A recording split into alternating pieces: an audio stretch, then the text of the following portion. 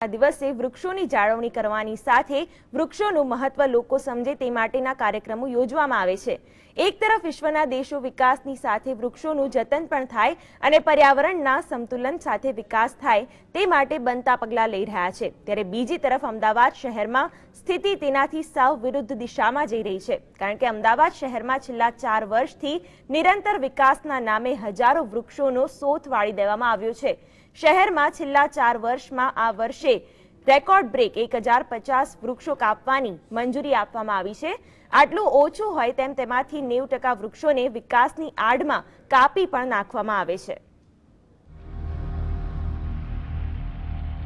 આડેધડ કરવામાં આવતો કહેવાતો વિકાસ કેવો વિનાશ વેરી શકે છે તેના વરવા પરિણામો ભોગવવા હવે અમદાવાદીઓએ તૈયાર થઈ જવું પડશે, કારણ કે અમદાવાદ શહેર હવે પર્યાવરણના અસંતુલનની એવી ભયંકર કગાર પર ઊભું છે કે જ્યાં સંતુલન માટે જરા પણ મોડું કરવામાં આવશે તો વિનાશ નિશ્ચિત છે।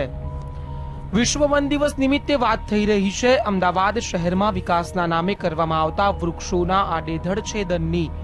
આંકડાઓ કહે છે કે અમદાવાદ શહેરમાં છેલ્લા 4 વર્ષથી નિરંતર વિકાસના નામે વૃક્ષોનો સોથ વાળવામાં આવી રહ્યો છે।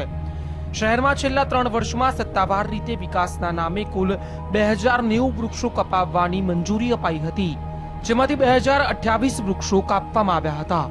જોકે તંત્રને આટલું ઓછું લાગતું હોય તેમ આ વર્ષે રેકોર્ડ બ્રેક 1050 વૃક્ષો કાપવાની મંજૂરી અપાઈ છે, જેમાંથી 90% વૃક્ષોના રામ રમાડી દેવામાં આવ્યા છે, જેની અસરો ભારે ઘાતક છે। વૃક્ષોમાં પક્ષીઓનો મોટો આશ્રય સ્થાન છે, એના પુનર્વસનનું શું, એના હેબિટેટનું શું? એટલે આપણે એમ સમજીએ છીએ કે વિકાસ માટે આ બધા પરિમાણો જરૂરી નથી, એટલે વૃક્ષો જરૂરી નથી કે પછી પક્ષીઓ પ્રાણીઓ જરૂરી નથી, આ બધું સાથે હોવું જોઈએ, એનું નામ વિકાસ કહેવાય। અમદાવાદ શહેરમાં છેલ્લા 3 વર્ષોમાં કપાયેલા વૃક્ષોના આંકડાઓ કોઈ પણ પર્યાવરણ પ્રેમીને રડાવી દે તેવા છે। કાંકરિયા વિસ્તારના આબાદ ડેરી પરિસરમાં 2013 વૃક્ષો કાપવાની મંજૂરી આપવામાં આવી હતી, જેમાંથી મોટા ભાગના કપાઈ ગયા છે। મેઘાણીનગરના સિવિલ હોસ્પિટલ કેમ્પસમાં નવી ઇમારતના નિર્માણ માટે 110 વૃક્ષોનો ભોગ લેવાયો છે। આ પ્રકારે શહેરમાં એપ્રિલ 2014 થી જાન્યુઆરી 2015 સુધીમાં સૌથી વધુ વૃક્ષો કાપવાની મંજૂરી મળી છે અને વૃક્ષો કપાયા પણ છે। જોકે તંત્રએ અમદાવાદ શહેરના વિકાસના પ્રતીક ગણાતા BRTS પ્રોજેક્ટમાં સૌથી વધુ વૃક્ષોને નિશાન બનાવ્યા છે।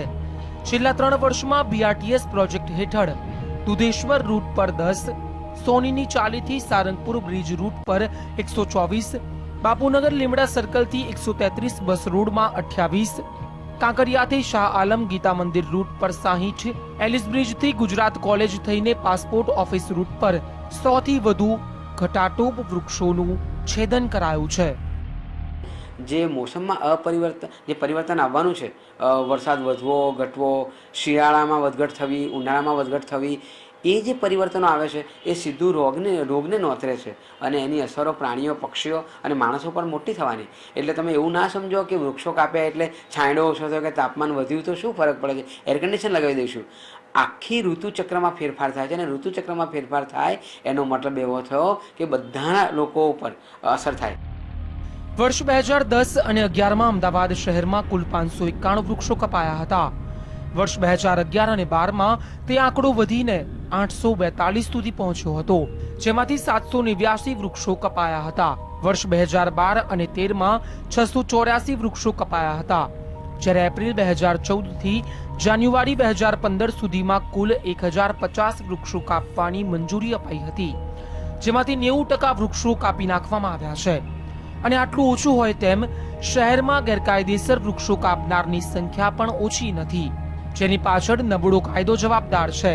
જેની પુરાણો સૌરાષ્ટ્ર વૃક્ષ છેદન અધિનિયમ ગેરકાયદેસર વૃક્ષ છેદન કરનારને નજીવો દંડ કરે છે, જેનાથી ગેરકાયદેસર વૃક્ષો કપાવવાનો સિલસિલો અટકવાનું નામ જ નથી લેતો।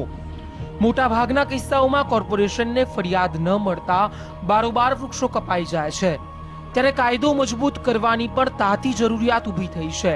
અને હવે જો અમદાવાદ શહેરમાં વૃક્ષોનું છેદન અટકશે નહીં તો આગામી દિવસોમાં અહીંયા જીવવું અશક્ય બની જશે તે વાત નક્કી છે। અમદાવાદ શહેરમાં અત્યાર સુધીમાં વિકાસના નામે હજારો વૃક્ષોનું નિકંદન નીકળી ચૂક્યું છે। જેના કારણે શહેરમાં ગરમીનું પ્રમાણ પણ વધ્યું છે, પર્યાવરણની પણ અસમતુલા સર્જાય છે. આ સ્થિતિ પર જો વહેલી તકે કાબુ નહીં મેળવાય તો એ દિવસ દૂર નથી જ્યારે અમદાવાદ શહેર માત્ર ઇમારતોના શહેર તરીકે ઓળખાશે. કેમેરામેન જયેશ પટેલ સાથે નરેશ મકવાણા, GSTV અમદાવાદ.